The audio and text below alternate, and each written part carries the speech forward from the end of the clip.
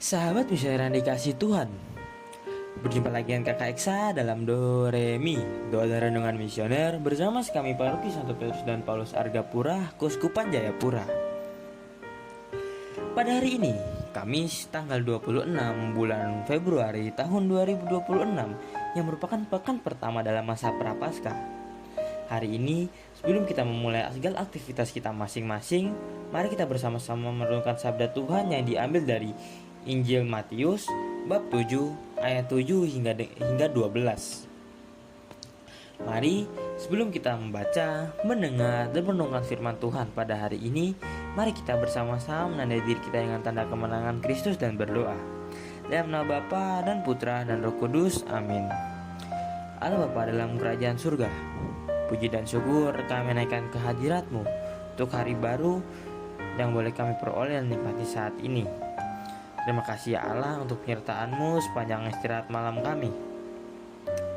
Terima kasih juga untuk nafas kehidupan yang masih Tuhan berikan kepada kami, sehingga pada hari ini kami dapat bangun dan mempersiapkan diri kami dengan baik. Dan juga terima kasih karena tubuh dan sehat dan keadaan yang baik yang Engkau berikan kepada kami. Ya Bapa, sekarang kami hendak duduk diam mendengarkan sabda-Mu. Curahkanlah Roh Kudus-Mu ke dalam diri kami, agar setiap sabda yang kami dengar mampu kami laksanakan dalam kehidupan dan keputusan kami sepanjang hari ini. Ya Allah, tambah-tambahkanlah iman percaya kami, agar dalam kehidupan ini kami tidak mudah dari hal-hal yang mempengaruhi kami menjauh dari-Mu.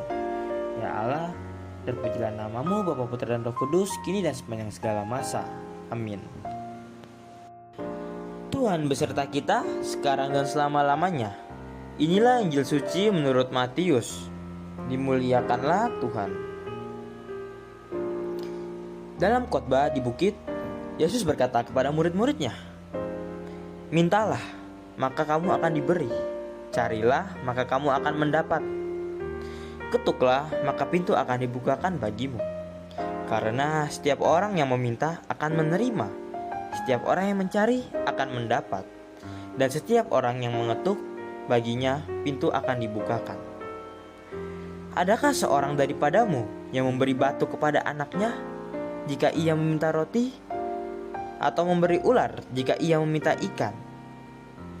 Jadi, jika kamu yang jahat tahu memberi yang baik kepada anak-anakmu, apalagi Bapamu yang ada di surga, maka ia akan memberikan yang baik kepada mereka yang meminta kepadanya.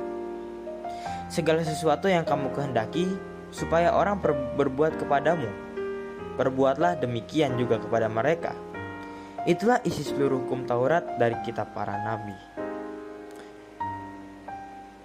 Demikianlah sabda Tuhan, terpujilah Kristus.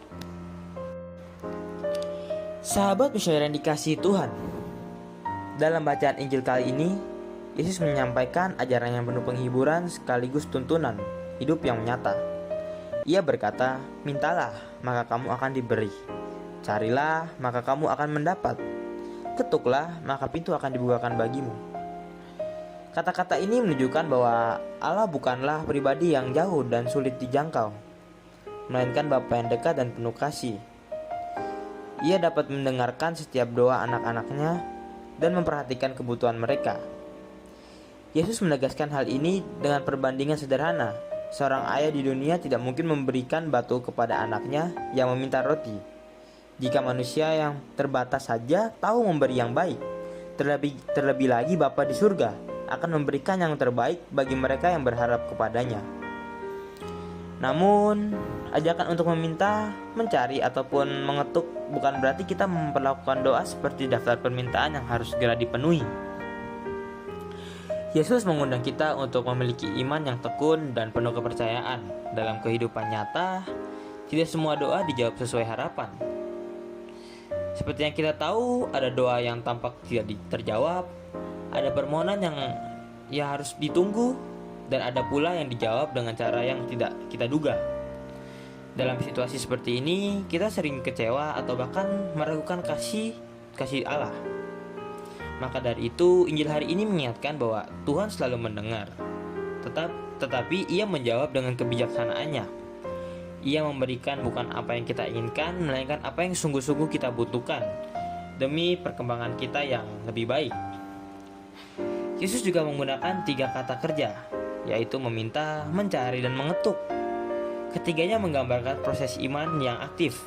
Meminta berarti kita menyadari keterbatasan dan kebergantungan pada Tuhan. Mencari menunjukkan usaha dan kesungguhan hati dalam menemukan kehendaknya. Mengetuk menunjukkan ketukan, tidak menyerah meskipun pintu belum segera terbuka. Dengan demikian, doa bukan hanya kata-kata, tetapi perjalanan iman yang membentuk hati kita agar semakin selaras dengan kehendak Allah. Bagian akhir Injil ini juga menegaskan prinsip yang sangat mendasar, yang sering disebut sebagai hukum emas, yaitu segala sesuatu yang kamu kehendaki supaya orang berbuat kepadamu, berbuatlah demikian juga kepada mereka. Dari kutipan ini, kita dapat mengetahui bahwa relasi dengan Tuhan tidak bisa dipisahkan dari relasi dengan sesama. Seorang yang percaya bahwa Allah adalah Bapa yang baik akan terpanggil untuk memantulkan kebaikan itu dalam hidup sehari-hari. Doa yang tulus seharusnya tidak berhenti pada permohonan pribadi, namun juga dapat menghasilkan hati yang lebih peka terhadap orang sekitar, lebih sabar menghadapi perbedaan, dan lebih murah hati dalam memberi. Seringkali kita ingin dipahami, dihargai, ataupun diperlakukan dengan baik. Namun, Yesus mengajak kita untuk mengambil langkah pertama yang baik, yaitu memberi perhatian sebelum menuntut perhatian, mengampuni sebelum meminta pengampunan, ataupun mengasihi tanpa syarat, seperti Bapa mengasihi kita. Dengan demikian, iman tidak hanya menjadi pengalaman pribadi, tetapi kesaksian nyata yang membawa damai dan kebaikan bagi lingkungan sekitar. Sabda hari ini mengundang kita untuk merenungkan kembali cara kita berdoa dan bersikap.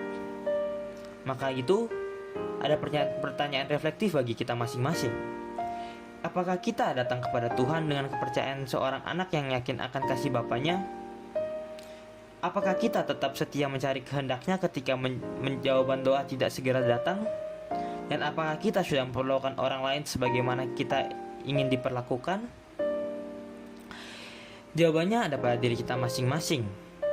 Mari kita senantiasa menghadirkan Allah dalam setiap langkah hidup kita, dengan segala keberadaan kita, serta kita dapat memberikan kasih dan kebahagiaan kepada semua orang. Amin. Mari sahabat misioner yang dikasihi Tuhan, kita bersama-sama menutup permohonan kita hari ini dengan bersama-sama berdoa dengan doa anak misioner Indonesia.